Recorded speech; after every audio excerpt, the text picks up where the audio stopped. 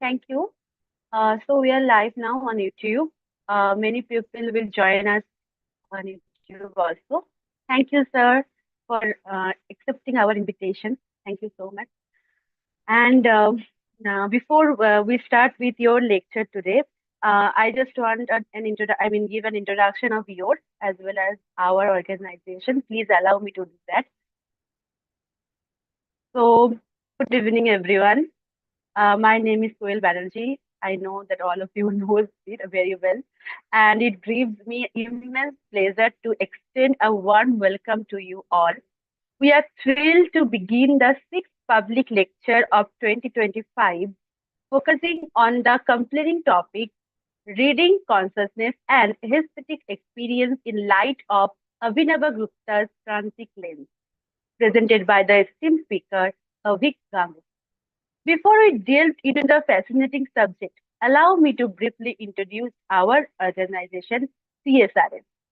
CSRF means Cultural Studies Research Forum, a student led non-profit established in 2022, is founded on the belief in the transformative power of knowledge.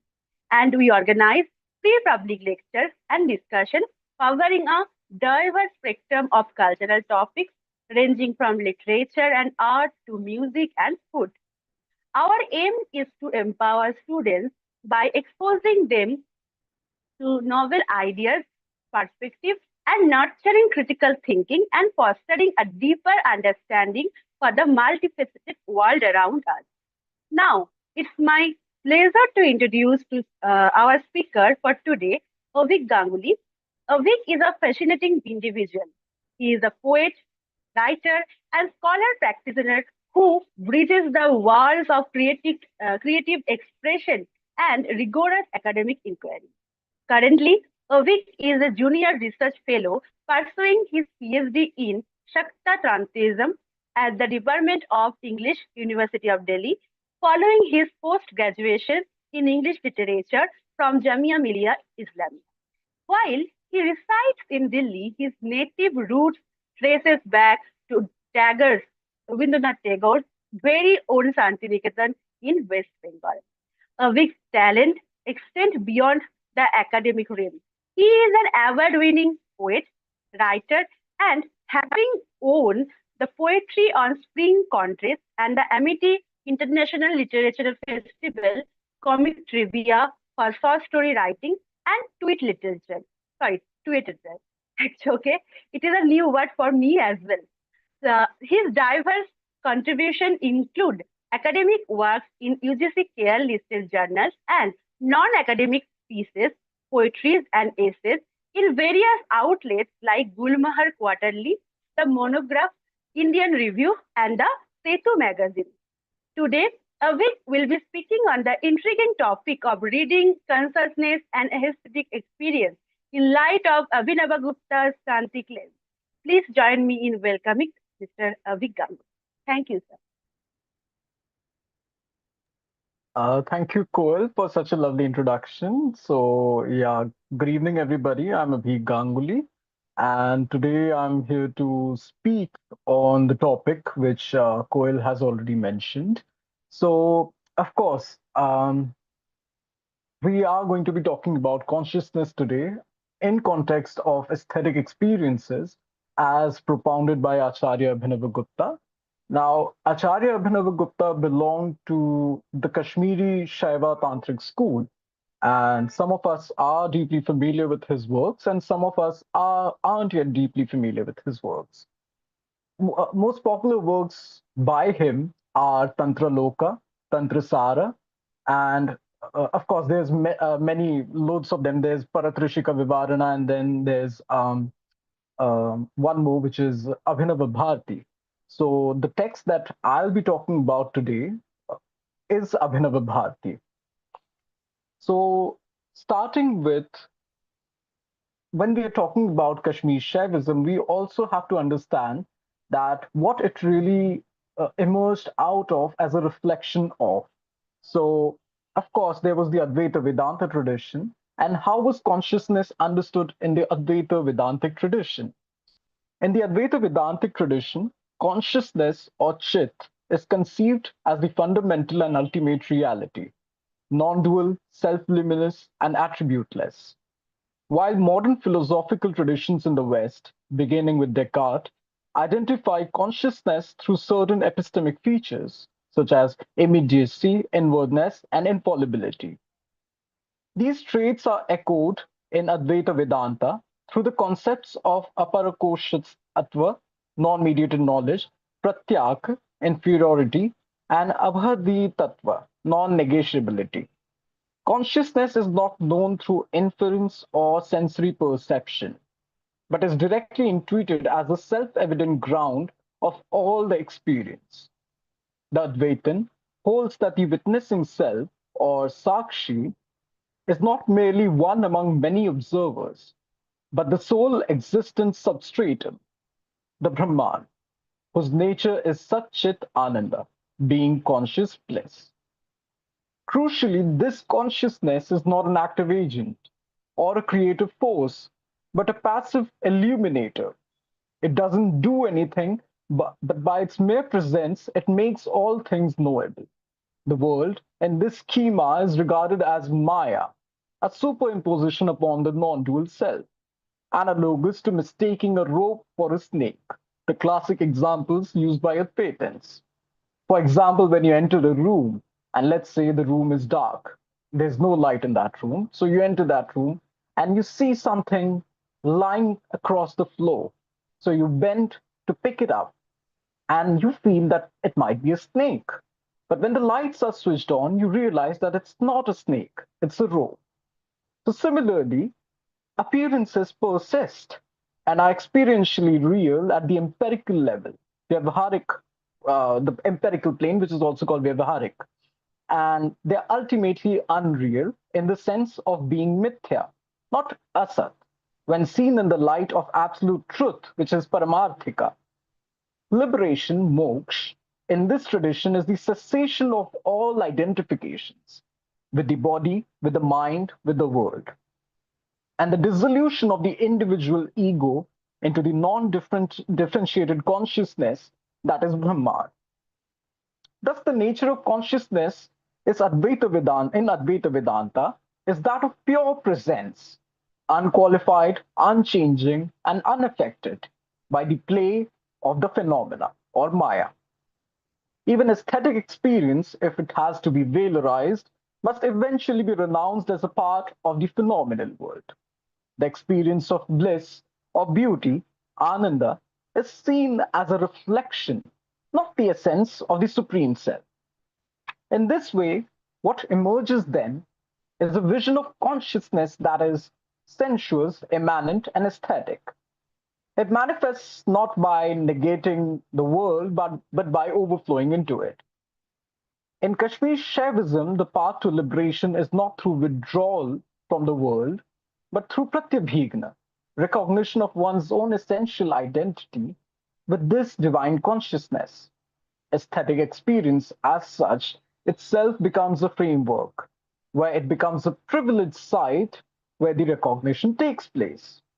The bliss of art, music, or poetry is not a distraction from liberation, but a mode of ananda, Shiva's delight in his own becoming. In the Shakta Tantric and Kashmir Shaiva traditions, of course, before that, let's talk about what is consciousness or how is it detailed as such in Kashmir Shaivism. So, in contrast, Kashmir Shaivism, particularly through the non dual Trika and Pratyabhigna schools, offers a more dynamic, embodied, and creative account of consciousness. Here, consciousness is not mere passive illumination, but rather an active unfolding of revelation. It is not only prakasha, light, but vimarsh as well. Vimarsh here means self reflexive awareness, the power through which Shiva, who is pure consciousness, knows himself and manifests the universe. This I consciousness, aham vimarsha, is natural, not constructed, and stands in contrast to the limited, adjusted forms of ego consciousness that define ordinary subjectivity. This consciousness is self luminous, but it is also creative. imbued with agency, sovereignty, and vibratory power, which is Spanda itself. The universe is not an illusion, as in Advaita, but a real expression, abhasa, of this infinite self awareness. The 36 tattvas, ranging from pure consciousness, Shiva, to the material earth, are all gradations of this single reality. The world doesn't exist outside of this consciousness, but nor does it obscure that kind of consciousness. It is a modulation of it, shimmering within the divine subjectivity of Shiva himself. As Swami Lakshmanju, one of the last masters of Kashmir Shaivism, explains, to understand consciousness in this tradition is to grasp that even an argument denying God presupposes God's presence, because the very capacity to articulate such a denial arises from consciousness itself. Everything that exists, be it a fantasy or an error. And I'll use some examples from the traditional mode of argument that the Kashmiri Shaiva scholars and saints used to put out, which is that everything that exists, even fantasy or error, for example, something like the milk of a bird, or let's say the son of a woman who can't birth a kid. So, of course, both of these scenarios, when you closely analyze what I said, the milk of a bird, does it really exist? No, it doesn't. So, what is that? What it really is that it exists within the field of consciousness, even though it doesn't exist in reality. Hence, consciousness is not merely a witness, which the Advaitins treat it as, but also the very stage and actor of existence itself. The world in this view is neither false nor external, but the living body of Shiva himself. So, of course, aesthetic experience in such a site becomes a mode of liberation, becomes a mode of ananda, where Shiva wants to delight in his own becoming by seeing his multiplicities unfold right in front of him. In the Shakta Tantric and Kashmir Shaiva traditions, consciousness or Chaitanya doesn't remain a mute, abstract absolute, but blossoms into creative revelation through Vak or divine speech. Malini Devi, often identified with the goddess of mantra and matrika, phonemic energies, presides over this vibrant process of revelation that moves from the formless para to the spoken Vaikhari. This descent of speech is not merely linguistic, but it is also ontological in its very nature. It is how the one becomes the many. The fourfold division of Vak, Para, Pashyanti, Madhyama, and Vaikhari maps the gradual externalization of consciousness. At the level of Paravak, there's no division, no word, no idea. It is the state of pure I consciousness, ahamta, undifferentiated awareness, prakash vimarsha ekya. Here, Malini is the undivided potency of Shiva, luminous and self-referential. As the noted scholar Ram Shankar Singh notes, Para is a distinct name of the ultimate reality by which it is referred to when its Vimarsh aspect is to be emphasized. When the absolute stirs towards manifestation, this initial pulse is Pashyantivak, the beholding speech. It is the first form in which the creative urge appears. The seer doesn't yet distinguish words or meanings, but beholds the potentiality of all expressions that exist. It is akin to Bindu, dense, and of course, uh, Pekan with sound seed. B.N. Pandit calls it the luminous revelation of just one thing, the pure subjective I consciousness. Here, Malini glows as Jnana Shakti, the seed of inner vision and causality. Partiality gives rise to Madhyamavak, the intermediate speech. This is the field of ideation, subtle, but already marked by differentiation. It is where words, meanings, and images begin to cohere in the mental plane. Malini now becomes Nada and manifests as subtle cognition, enabling thought and conceptualization. As John Woodruff notes, Madhyama lies between the navel and the heart and gives rise to Hiranyagarbha Shabda, the prototype of all mental speech. Finally, we come down to the Vaikhari Vak, the gross audible speech, as you can hear me now, or as I will hear you when you ask your doubts. This audible speech breaks into articulation. Here, Malini takes on her most externalized form, issuing forth as phonemes, as mantras, as language, the very medium of what we call culture and civilization. But even here, she is the Shakti, veiled as sound, her Matrika energies forming the lattice of perceived reality. To speak, then, is not simply to communicate, it is perhaps to recreate creation itself. Vak is Chiti herself moving from the stillness into the word, and Malini is the mistress of this revelatory unfolding. When we talk about the Indian aesthetics, now since I've mapped out consciousness for you, now I'll step onto the field or I'll step into the ambit of what aesthetic experience is constituted as and how various scholars like Sri Shankuka and then Abhinava Gupta have interpreted it from. So in India, in Indian subcontinent rather, drama, the genre of drama itself, has had its various phases. It has existed in multiple incarnations, of course, both in the high Brahmanical tradition and in the folk tribal traditions as well. The Vedas are where we can trace our first recorded literary evidences of such kind of drama. Many of Rig Veda's dialogues are between personages like Yama and Yami, Puruvaras and Urvashi. Yet, this very act of codifying the practice of Natya itself was carried out in Bharat Muni's Natya Shastra. Scholars say that he existed somewhere between 200 BCE to 200 AD. So, the practice of theatre in the subcontinent possibly dates beyond the 6th century BCE, as can be seen from the Natya Sutras of Silalin and Krishashva, as cited by Panini in his Ashtadhyay, a work on grammar, where there's absolutely no references to playhouses, um, playhouses that you might have heard of, especially if you're an English literature student.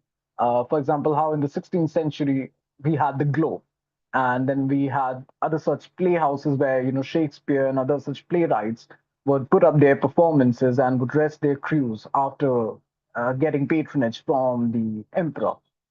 So, anyways, coming back to India, the most important work on Indian poetics and drama is, of course, Bharat Muni's Natya Shastra.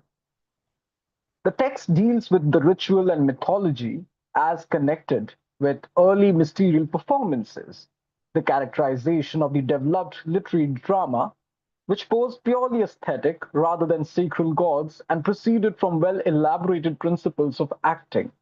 And last but not the least, the theory of drama itself, acting as a tool of education for the masses. Various commentaries have been written on this text, the most famous of which is the 11th century Kashmiri Shaivite philosopher Mahamaheshwaracharya Abhinava Gupta's Abhinava Bharati, which is what we are going to talk about today. I'm yet to begin on that. So, of course, we'll soon begin on it. Before that, we'll try to finish up what other scholars had said regarding aesthetics in terms of their school of thought. So, whether the spectator interprets the dramatic action as tattva, reality and truth in another plane, or is it a mere error, or is it a form of superimposed reality, aropa? The Rasa Sutra of Bharat is explained by Abhinava Gupta in accordance with the principles of Kashmiri Pratyabhigna, which I had talked at the starting of the lecture. The Pratyabhigna philosophy, which is the self recognition philosophy, and the theory of Abhivyakti, expression, as presented in Anandavardhan's work, Dhanyaloka.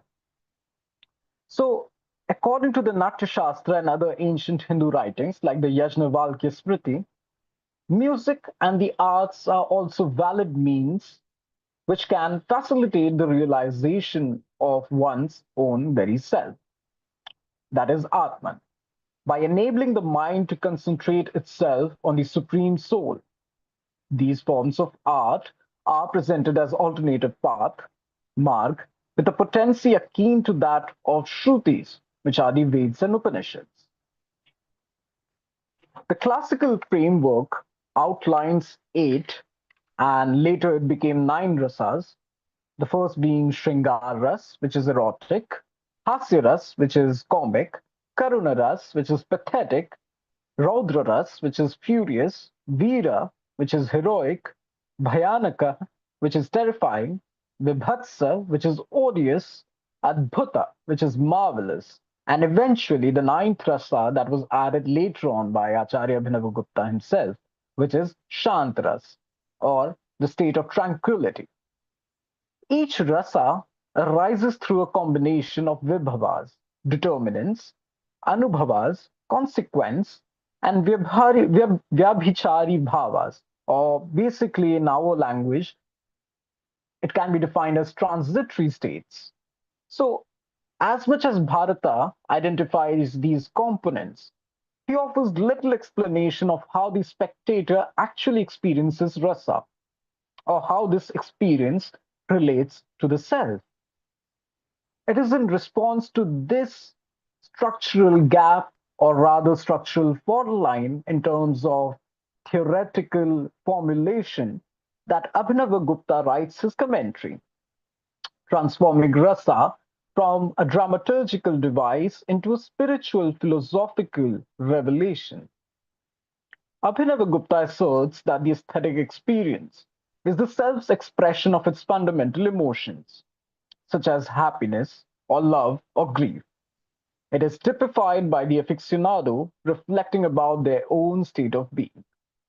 The process of universalization or sadharanikaran that occurs during the aesthetic contemplation of the characters depicted in any work of art is quite similar to the spiritual experience that allows one to realize the immanence of the ultimate, which is Shiva, as well as mentally transcend the boundaries of one's own physical self.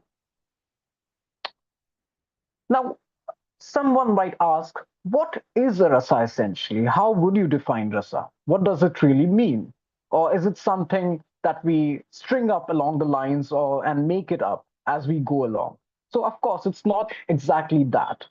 Rasa in the realm of Indian aesthetics can be defined essentially as juice, essence, or taste. Now, many a times, since I assume that most of us here are Indians, of course, um, as a matter of fact, if anybody, if there's any outsider here if there's any foreigner in the audience today, then I'd explain to them that, for example, when you are eating some food and all the ingredients are there in the right measure in order to make that food. So when you are eating that food, you sort of relish the taste that it leaves in your mouth. That state is essentially what we can call as rasa. You try to uh, you try to you try to evict that rasa out of there. You try to evict a certain state of joyousness out of there. So certain, it might not necessarily be, of course, always be joyous state. You might also be angry that, of course, the food had way too much salt. So something along the lines of anger might also sprout out from you. In Indian arts, of course, the aesthetics or the rasa refers to the aesthetic quality of any written, visual, or musical piece that, like I explained just now, elicits an inexplicable emotion or sensation in the spectator or reader. The term sensitive spectator or sahridaya refers to someone who has their heart aligned and can relate to and connect with the work emotionally rather than for the sake of it. The Natya Shastra contains a separate chapter devoted to the conception of this very rasa, but Abhinava Bharati offers the most thorough presentation of it in play, music, and other performance arts, providing the enduring beauty of an ancient Indian aesthetic tradition. However, there has been a strong continuity of tradition when it comes to the discourse on Rasa Sutra. Various scholars from various schools have commented and enunciated their viewpoints from their lineage of thinking, such as Sri Shankuka wrote his viewpoint from the theoretical framework of Nyaya system, whereas Bhattanayaka wrote so from the point of view of Vedantic and Sankhya epistemes. Abhinavagupta in turn questioned and disproved both these schools of thought by using logical arguments from the Shaivite episteme. Rasa, in Sri Shankuka's opinion, is an issue of inference. The hero's deeds are artfully depicted by the actor, who deftly presents the vibhavas and the other aspects that suggest a particular sthyayi. Because the sthyayi has been imitated, it is specifically designated as rasa. The rasa itself is discussed here as an aesthetic experience from the audience's perspective, with inference as the discriminatory function. To the audience, its presence is implied through the power of its middle terms, via the causes and the effects of emotion and the transience. Thus, it is a theory that the audience infer the rasa by a logical process. Bhattanayaka, whereas believed in rasa bhogena bhujyate, which loosely translates as rasa, which is something to be indulged in at the universal level as bhoga, enjoyment. Bhatta, of course, has to be given some credit because he was able to universalize the phenomenon of rasa. The aesthetic indulgence is carried out by a procedure called bhavana and realized or enjoyed by another activity, which is bhojakatva. Thus, according to him, besides abhidha, there are two more powers of the world, which are bhavakatva vyapara and bhojakatva vyapara. Yet the biggest drawback in his theory is his failure to explain the essential nature of the subjective and the objective aspects of the aesthetic experience. The viewpoints of Sri Shankuka and Bhattanayaka were rejected by Abhinavagupta. He emphasized that aesthetic experience is explained by Dhwani's theory itself.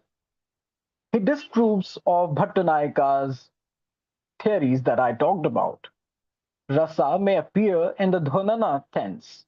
As a result, it is unnecessary to propose a method of enjoyment through bhojakatva vyapara. Rasa is limited to experiences and pleasures. Therefore, it is incorrect to say that its experience differs from its very core. As a result, Abhinavagupta demonstrates that rasa is abhivyakti by vyanjana and that anyone can analyze and characterize the rasa realization. For someone like Bhattanayaka, the aesthetic experience verily comes in the ambit of Maya, whereas for Abhinava, it transforms into a transcendental experience. For the latter, aesthetic experience consists of a complete absence of objective consciousness and is characterized by the predominance of vimarsha in continuous relation of universalized consciousness. It is also called chamatkara, which happens to be nothing other than rasa itself. The subject is independent of any individuality or subjectivity due to the aesthetic experience. According to Abhinava, aesthetic experience itself belongs to the second ontological category of spiritual experience. That is the level of Shakti itself, which can also be Ananda, Vimarsha, Spanda. The Upanishads usually talk about four types of experiences, which are wakeful, Jagrat, dream, Swapna, deep sleep, Sushupta, and transcendence, Turiya. But the Kashmir Shaivite philosophy adds one more stage, which is even more pure, and called Turyatit. When the first three stages are personal and objective, or rather, when the first three stages are personal and subjective, rest of the two are completely universal in nature, which can be characterized as totally objective. Abhinava says in his celebrated commentary, Abhinava Bharati, दृश्यं श्रव्यं च इति एकवाचनेन सर्वसाधारणत एव यद्योग्यं तच्च स्प्रस्य द्विरूपं न भवति दृश्यरव्ययोस्तु बहुरसधारणयोपापतिः. Now let me translate this very easily,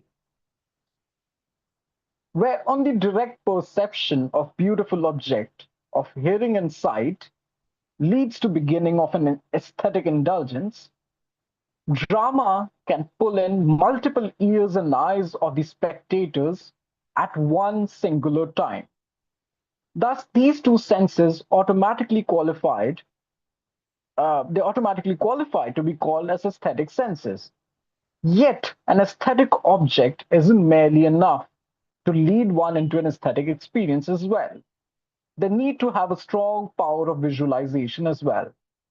Abhinavagupta calls such a person who's sitting there in the audience who can relate to what's being played on the stage as Sahridaya, one of similar heart. Now, let me explain this with an example. Let's say you're watching a drama unfold on stage. You're watching Bhash's Urubhanga. So, Urubhanga is a play about. So, Urubhanga, I'll break the word into two. Urubhanga means breaking of ties. So, when you're watching that drama, and let's say you're watching Duryodhan deliver a monologue as he's being beaten up by Bhima. That's the climax of the play. Sorry for spoiling it for you guys. But when you're watching it and you sort of start identifying with what Duryodhan is saying, you start identifying with what he has done on stage. You start to identify with what Bhas had initially tried to project on stage. Then, of course, you can become a Sahridaya. So, of course, there's two conditions for here to be a Sahridaya and to immerse yourself completely in that thing. First of all, the drama itself needs to be super competent enough. And secondly, you need to have a strong power of visualization as well, where you start visualizing yourself as the character that participates in the play on the stage. So, when this perfect spectator, which is you sitting there in the audience witnessing this play unfold, when the perfect spectator isn't there, when you aren't there anymore in this objective world, but purely in a subjective world of your own, you end up giving responses to the scene as the protagonist of the play does, as Duryodhan does. Duryodhan's killing makes you feel as if you yourself got killed, as if a grave injustice was done to you. Emotion de individualizes an individual. It frees him from those elements which constitute individuality, such as the place, the time, etc., etc. So, of course, I mentioned about one thing, which was Sadharanikaran, or the process of universalization. Now, let me explain that in depth. At the heart of Abhinavagupta's aesthetic philosophy lies this pivotal concept of Sadharanikaran, often translated as the universalization or departicularization of emotion. Unlike ordinary emotions bound to particular times, places, identities, and causes, those experienced in an aesthetic context are abstracted from these very specificities that I mentioned. This abstraction enables an impersonal, universal participation in emotion that is both effectively rich and spiritually liberating. For example, when a viewer watches a dramatic portrayal of Karunaras, pathos, uh, on stage, a mother grieving her lost child. Of course, since I talked about Bhasha's Urubhanga here, so I think we can talk about Gandhari, ruing about the loss of Duryodhan. So imagine that Gandhari is on stage ruining the loss of Duryodhan. So the viewer doesn't experience their own grief, nor do they directly assume the character's grief. Rather, what they experience is a distilled, generalized sense of sorrow that is no longer embedded in any sort of egoic attachment. It is sorrow made luminous and contemplative, not oppressive or personal. This, for Abhinavagupta, is aesthetic savoring, asvada, a form of awareness that hovers between emotion and understanding.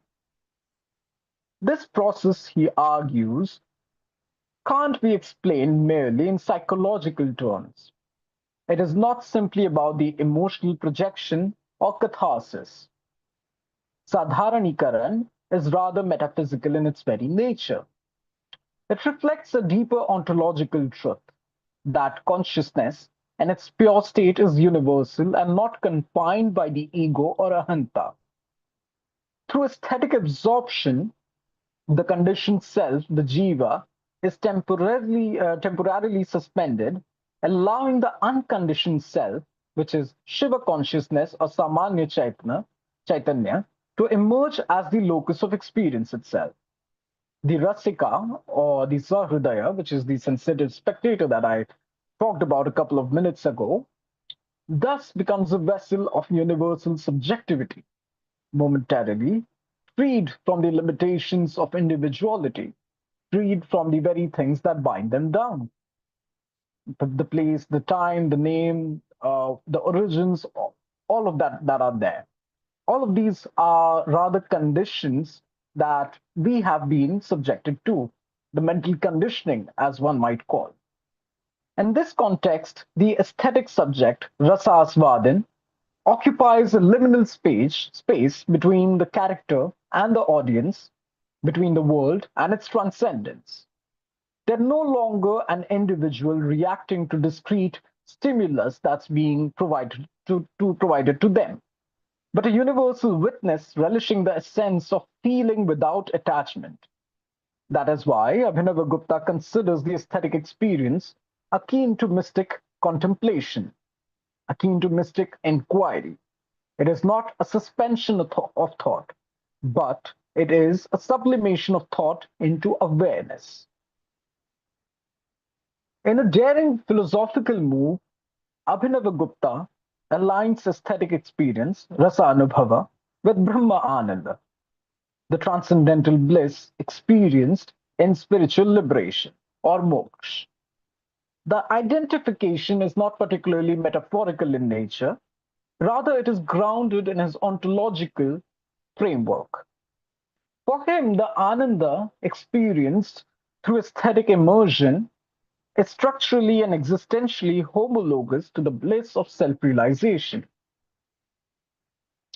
This argument is grounded in several parallels in both the aesthetic and the spiritual experiences that are there. The ego, ahamkara, is dissolved or bracketed. The experience is self validating, not instrumental. It exists rather for its own sake. There's a merging of the subject and object, not through confusion, not through delirium, but rather through non dual awareness. The experiencer becomes a passive yet illuminated locus of consciousness, fully present yet detached. In Abhinavagupta's Shaiva metaphysics, this world is a manifestation of Shiva Shakti, and they are not separate from each other. No, absolutely not. It is the non dual unity of consciousness and the power, where consciousness is Shiva himself and the power is Shakti herself. The Jiva, which is you, which is me, we are rather contracted forms of Shiva, bound by Maya and Anavamala, the impurity of limitation. Aesthetic experience offers a temporary lifting of this veil of contraction, revealing a brilliant flash of the pure reflexive bliss of consciousness. The phrase Brahma Ananda Sahodara, often used by commentators in their bhashyas or commentaries, means that rasa is the sibling of spiritual bliss. It doesn't fully dissolve the ego permanently, as samadhi does, but it suspends the ego long enough to allow a taste of what liberation feels like. It creates a fissure big enough where liberation or a taste of liberation can creep in, and we can perhaps taste that. Anybody can. There's no qualification as such for that to happen. It might have happened when you might have taken a long, beautiful stroll on a wintry evening as the sun was setting down.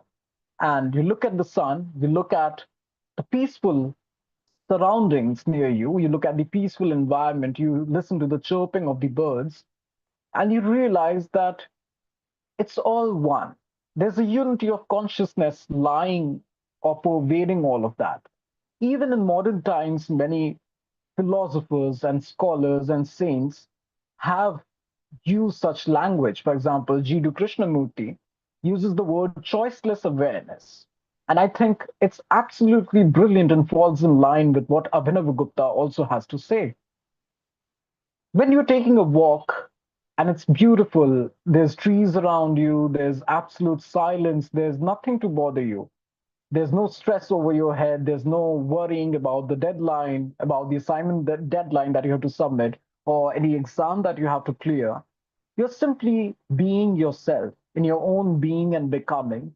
You realize that that choiceless awareness pervades everything that is there. It is the beauty of Shiva Shakti itself. In every blade of grass, you would be able to see the cosmic dance of Shiva and Shakti. There's absolutely no differentiation at that point, provided that you also have a strong power of visualization. You also have that sensitive heart. This tasting asvada is not ordinary pleasure. It is chamatkara, a moment of wonder-filled astonishment in which the soul glimpses its own unboundedness, its own true nature. Art then becomes not a mimesis of reality, but a metaphysical mirror that allows consciousness to itself, witness itself. Rasa is not the decoration of truth itself, it is a mode of experiencing the very real. This is why Abhinavagupta grants aesthetics such high ontological status. It prepares the soul for liberation by training it in non attached savoring, a rehearsal of the spiritual ultimate state of samadhi. Of all Abhinav Gupta's contributions to the aesthetic theory, none is more provocative and downright sincere than his defense and elevation of the Shantras, the rasa of stillness, equanimity, and spiritual detachment. Earlier theoreticians either omitted Shanta or treated it as a passive or negative rasa. Abhinavagupta, however, positions Shanta as the culmination of aesthetic experience, the rasa from which all others emerge and into which they ultimately dissolve. He argues that emotional flavors such as rati, love, bhaya, fear, raudra, anger, when experienced deeply and universalized, lead the sensitive spectator into a zone of detachment and quietude. The quietude that I mentioned a couple of minutes ago when you take a stroll on a wintry evening as the sun is setting, the birds are chirping, and it's absolutely beautiful with no worries, with no stress. This is not an absence of feeling. Rather, it's a transmutation of feeling into spiritual repose. In this sense, Shanta is not one rasa among others.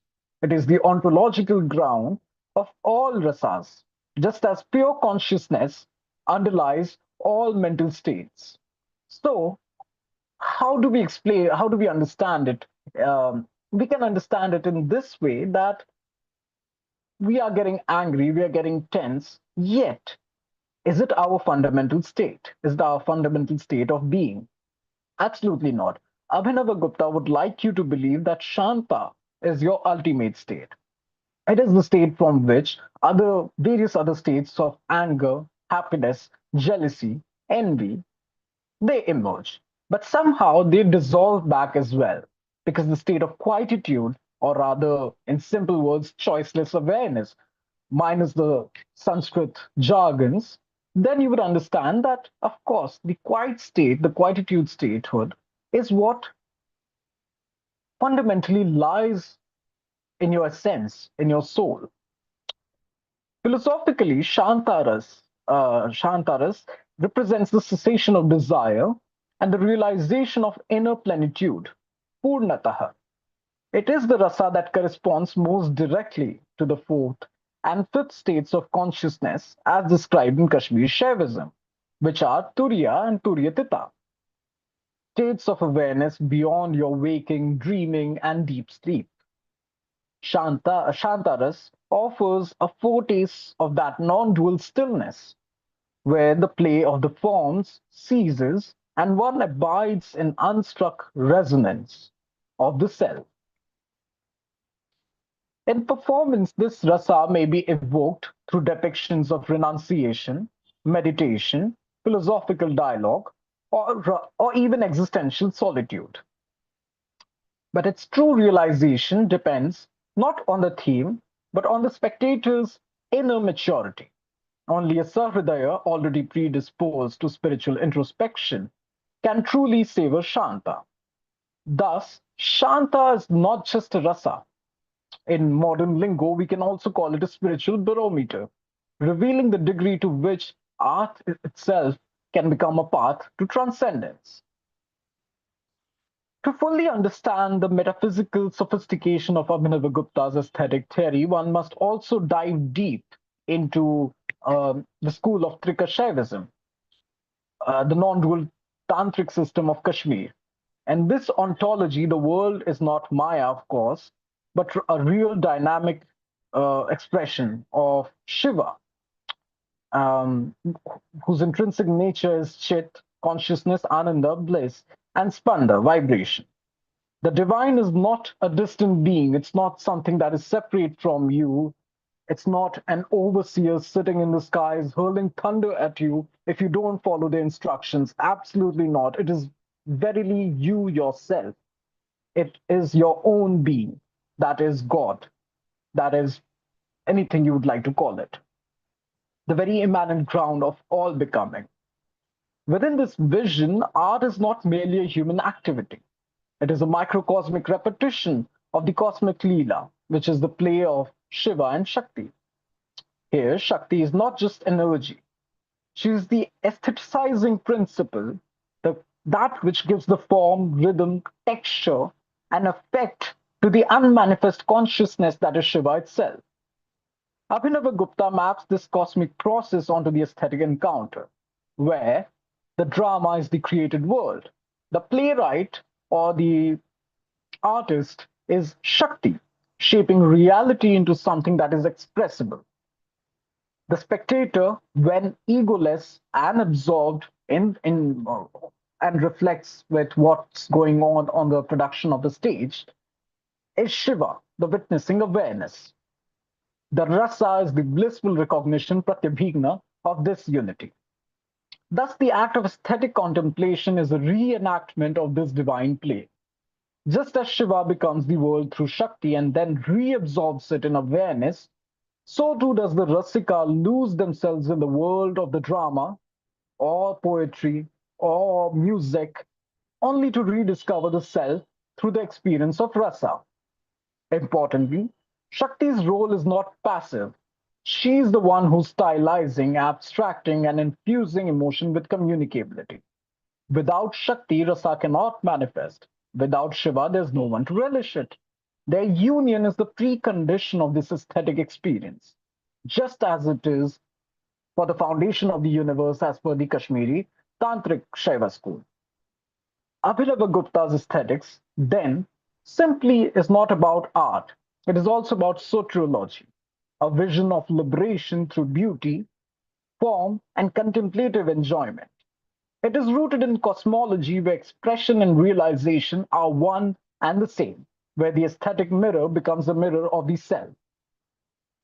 Though this perfect in spectator, the Sahridaya, does indeed recall from his repository of memory traces in order to identify with and psychologically visualize what is being presented on stage. The technical term for such a scenario is charvana. Thus, charvana is the nature of reflecting over what has been called back to the conscious level. Abhinava clearly states how rasas themselves are separate from sthyan. For example, in a scene dominated by Shringar, the amorous rasa, the determinants vibhava would be all of those factors arousing the character's emotion of delight, a beloved, pleasure gardens, fragrant creams, garlands, could be anything. Those are the determinants that arouse the character's emotion of delight. The consequences, anubhava, would be all the visible reactions to that emotion, such as sidelong glances, gentle speech, playful movements, and so on. Finally, the transitory states, vyabhicharan, would be those accompanying the primary emotion or stable state, which is thyai bhava. For instance, joy, jealousy, shame, etc.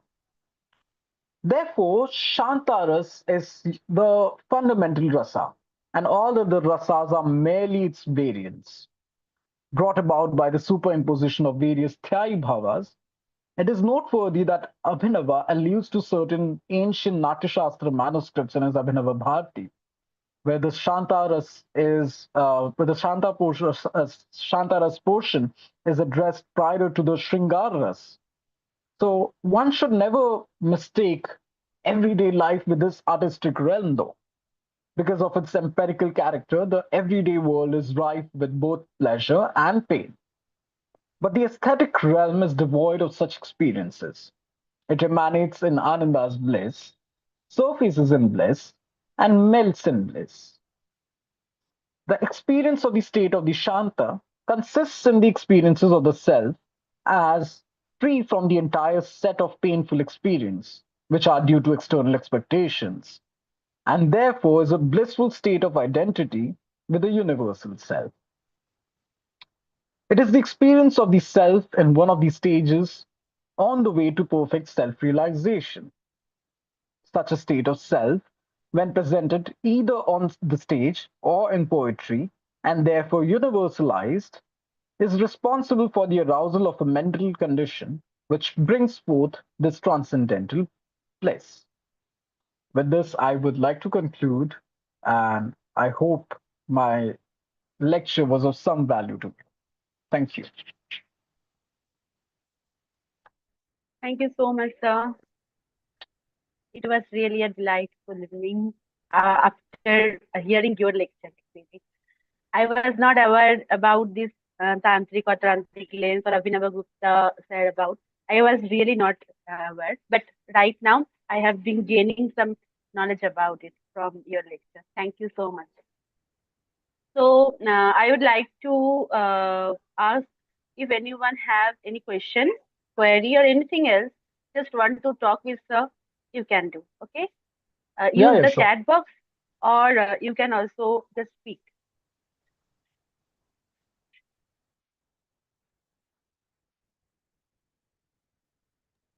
Um, Someone has, yeah. Okay, okay. I will share the sir email ID if sir permits me.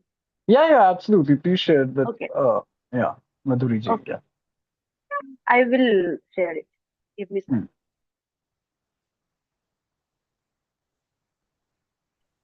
Hmm. In the meantime, if you have any query, please go ahead.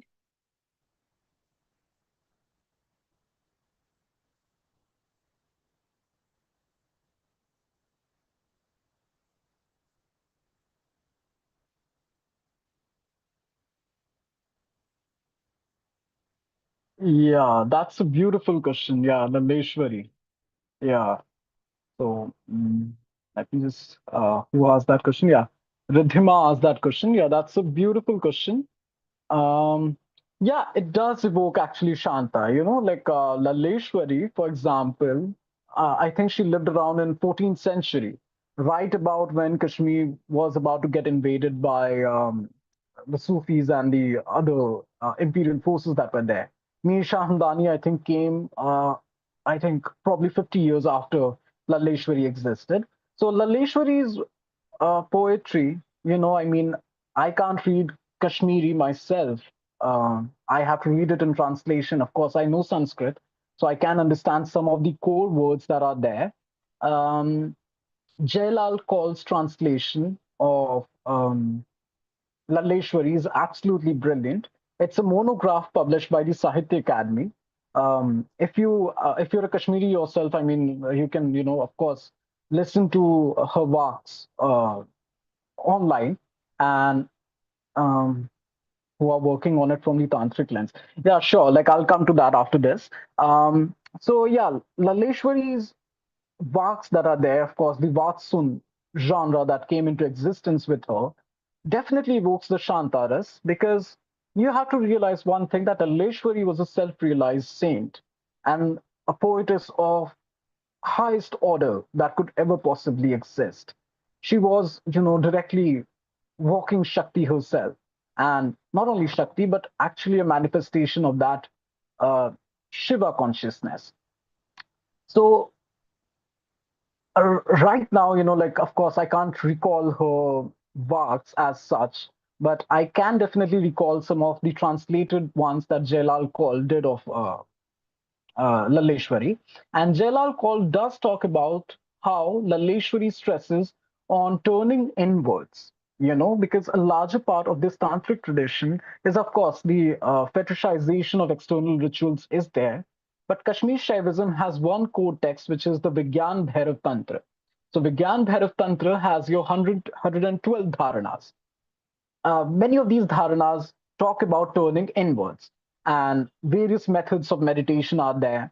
So Laleshwari's works, when you analyze them from the Vijnana Bhairav Tantric perspective, you would understand that she's talking from a perspective of a realized soul. That you don't need to go to, let's say, perform a pilgrimage or something.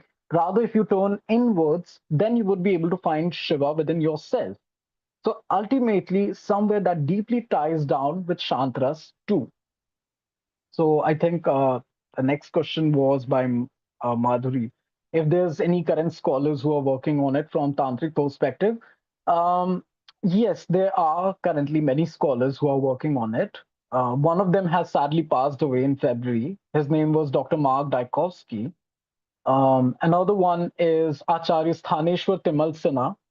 He is of Sarvamnyaya Tantric School, which is a school based out of Nepal, but he's an absolute expert when it comes to Kashmir Shaivism Tantric texts. So you can reach out to him, you can read his works, and of course, I mean, there's many of us right now who are trying to actively work with Abhinavagupta and his theory of aesthetics. Plus, I mean, um, right now we don't have any living realized soul, but we can say the works of these souls who existed long before us do help us navigate the ways or and the paths that are there. So yeah, and of course, I mean, I think you can send an email to me. I'll send you the names, because right now it's hard to recall all the names right at the drop of my hat. And many of them are unpronounceable European names. So yeah, I won't do the mistake of taking their names. Yeah.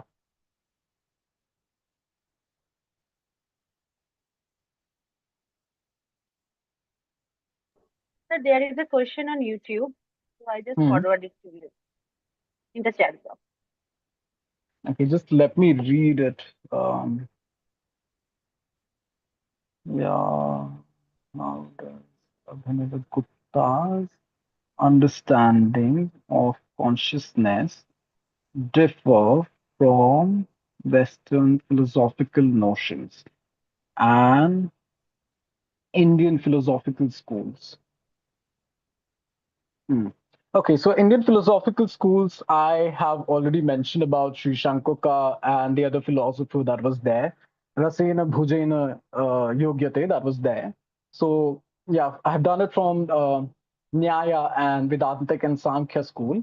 Regarding Western notion, of course, when we come to the Western notion of consciousness, first of all, um, Many Western traditions have had this habit of treating consciousness as something that emerges from a human being, or rather a human brain. So we don't understand or we don't look at it from that way. We interpret it as something that is already in existence long before we came into being. Consciousness doesn't emerge from humans, but humans emerge from consciousness itself.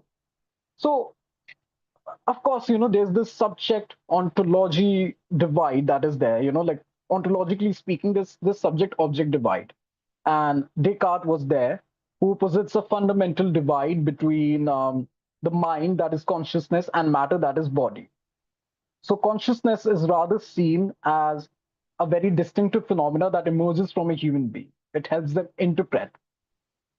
For us, mind becomes an instrument. There's the 36 tattvas that I talked about. So there's the tanmatras that are there, there's the gyanendriya, kamendriya, all of those are there. So I couldn't, of course, cramp all of that in this small little lecture, but Western philosophy, of course, if you're talking about Marxism, then Marxism talks about materialism, and there's these kinds of theories that treat consciousness as something that emerges from the brain of someone. So definitely it's quite limiting because we can't treat consciousness as such. We have to treat consciousness as something which has already been in existence. And of course, we don't have to take it on our face value. Just because Abhinava Gupta said so or Adi Shankaracharya said so, we have to believe in that. Of course not. You need to purify your own self first. And by purification, I don't mean taking a bath. Absolutely no. It's in a pure metaphysical sense. How do you purify your mind? You purify your mind by meditating, by chanting, by yearning to be one with absolutely the god or the goddess that you worship. Yeah. So there's that thing that you have to unify that. You have to, there's chitta shuddhi, there's bhuta shuddhi. There's three kinds of shuddhi. I can't remember the third one. So for chit shuddhi, you need this chanting, you need this meditation, you need all of these spiritual practices that are there. So when you do these spiritual practices, then you start. Um, yeah, the thought has similarity. I think somebody has said something. So yeah, it is. Like you have to. Yeah, you have to work out on that. And especially the Western theories, they have this sort of problem that they can't treat, they can't see, or they don't understand something which is invisible to the eyes. They want to map everything out. So, of course, even like Swami Sarvapriya Anand of Ramakrishna Mission talks about it very beautifully that the Western traditions are somehow often limited when it comes to mapping the consciousness itself, because they are interested in observing the phenomena that unfold in front of their eyes. If a phenomena is happening right in front of their eyes, then that exists.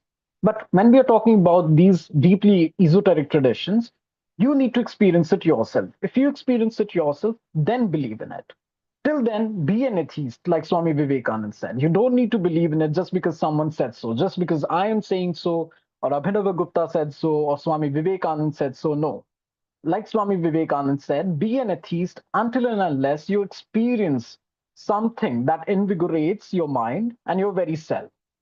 So, another, I think someone asked, uh, yeah, Madhuri asked, you've noticed that in English departments, there's often a lot of skepticism where terms like tantrika or esoteric are used in a resource proposal.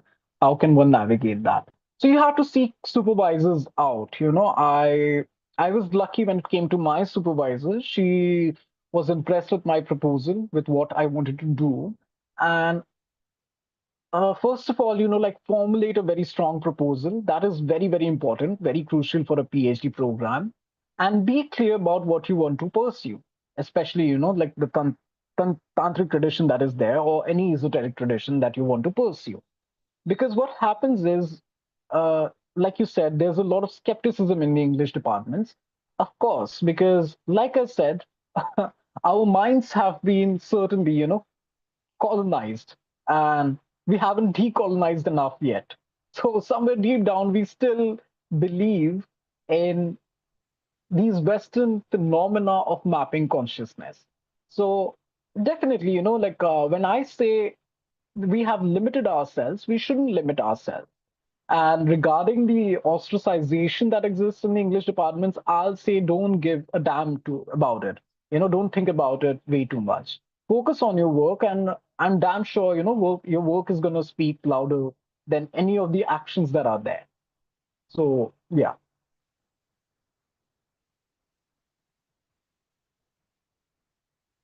can we Thanks a draw a lot. parallel? Thanks a lot. Yeah, yeah, yeah, yeah. You're welcome.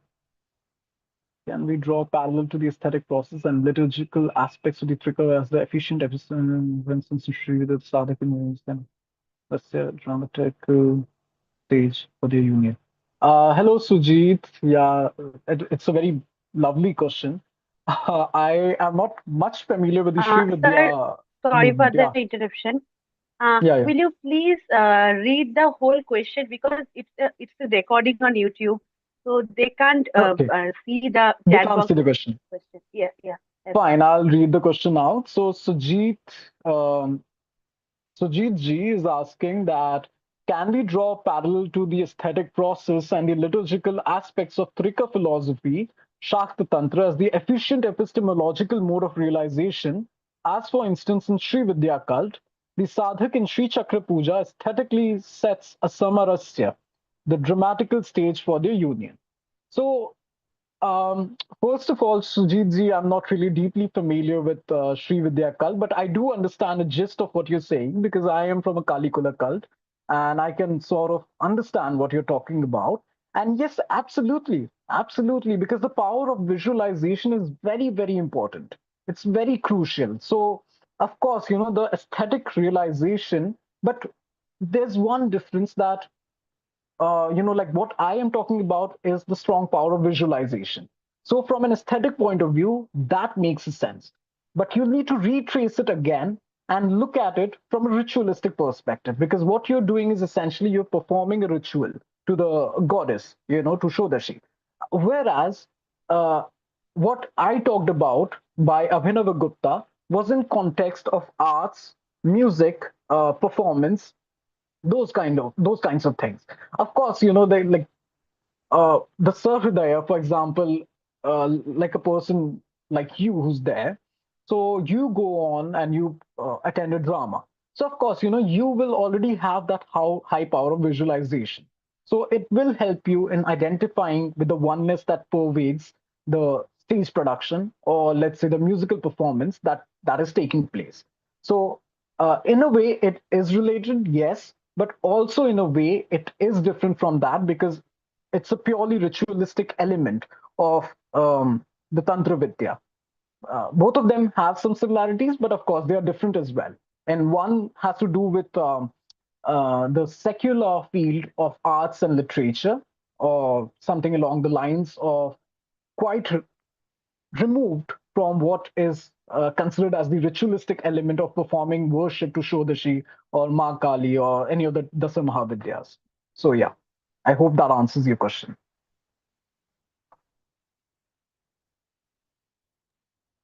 thank you, sir. I hope he's received this answer. And Yeah, I hope so too. Yeah. yeah, actually, he wrote it in the chat box. Thank you, Shajit ji. Thank you. So, really, it is a truly illuminating session. And thank you, Avik sir, for the incredibly insightful exploration into this topic of today. Reading consciousness and aesthetic experiences light of Abhinapa Gupta's Trantic lens. So, with your permission, it's time to, I mean, can we just wrap it for today? Yeah, absolutely. Absolutely. Absolutely. Okay. Thank you for having me. It Uh, was an absolute honor. Before leaving, please Yeah. accept our vote of thanks that we are really, really thankful. It is also on behalf of Kalani ma'am and all Valat team. I am really grateful to you that you accepted our invitation in a short notice and your ability to wave together such complex philosophical and aesthetic concepts like drawing from Abhinav Gupta's profound tantric tradition, really captivating. You have given us a fresh perspective on how we might understand both consciousness and our experience of art living us. Actually, it is a deeper thing, you know. You have done it very beautifully. So grateful to you and such. I mean, on behalf of Cultural Studies Research Forum, we are really welcoming you for another session. Wherever you are free, okay, just let us know. Absolutely. Absolutely. I would love to Thank you, come here. Yeah. thank you, sir. Thank you. So, with your permission, I am ending today's session and thank you all of our participants that you joined us and made it truly successful.